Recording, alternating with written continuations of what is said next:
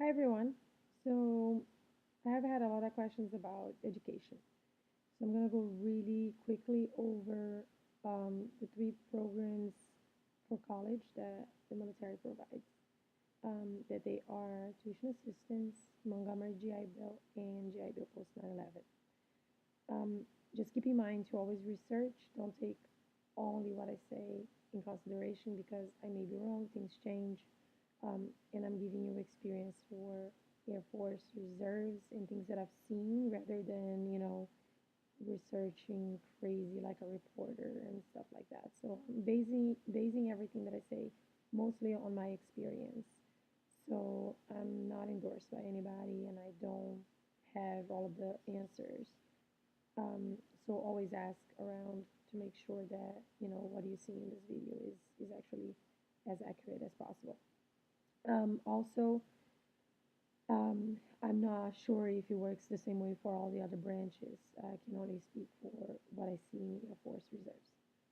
Right. So with that said, tuition assistance is the first thing that I want to talk about, and this is what I've been using. I'm sorry if I'm speaking fast because my camera is like a free version, so it only gives me a certain amount of minutes, unless I want to record on my phone. Anyway, so tuition assistance, I use it, and it has a cap of, I think it's 4,500 a year. So I have to make sure that my school tuition for the year does not exceed that amount. Otherwise, I'm responsible for the rest. If because I'm going to a community college, it really doesn't go over that. So I'm covered. And tuition assistance only pays up to a bachelor's degree. So it doesn't really matter how long you take to get that bachelor's degree, um, but you will have tuition assistance for all that time. So you should be good if you're doing tuition assistance on a community college to do your associates and your bachelor's. If it's under the cap, you should be fine. And if it goes over the cap and you can afford the balance, just do that, you know. And I heard that there's something new, which I wouldn't really recommend, but it really depends on what you want to do with your life. There's a top off, which you can use your GI Bill to top off your tuition assistance if you go to a school that's really like, Ivy League or something really, really expensive. But that is a new thing, and I don't want to like get too much into it because I don't know very well about it. But it's called tuition assistance top off if you want to research on it. So basically, what I do for the tuition assistance is I regularly, normally, just go like everybody else, register for my classes, which the only difference is I have to go to our military website and then put over there the classes that I registered for, get an approval from my supervisor, and then my supervisor sends the approval to my education center in the base. And then when the school invoices the Air Force, because they know that I'm a VA student, the Air Force pays. So I never have to put any money down. It's all dealt between them.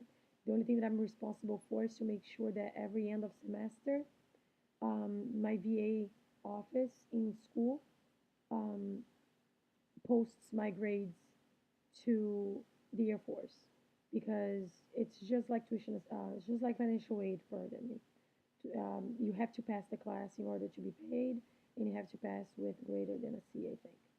So if you do not pass the class, you will pay for the the tuition. So keep that in mind. And you also, it's very good for you to keep track of what's going on. Since I spoke for a little while, I'm going to keep this video only on tuition assistance, and I'm going to make two more, one for Montgomery GI Bill and then another one for post 9/11.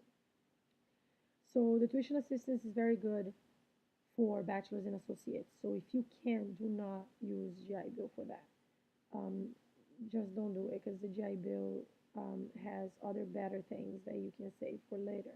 And then I'm going to do that on the other video so you guys understand what it is. If you guys have any other questions about the tuition assistance, let me know. And as I said, it has a cap, so you can choose whatever school you want. As long as it doesn't reach the cap, you shouldn't be having to pay anything. But if it reaches the cap, you'll be responsible for whatever that cap has reached. Also, you would be eligible also for financial aid if you need to do FAFSA. do it. You know, I have got help with books for FAFSA as well as with my tuition assistance. So any civilian programs, you are able to join them. All right. So I'll make another couple of videos for the other ones that I didn't have time to speak on this one. If you have any questions and comments and any videos you want to see, just let me know. Okay? Bye.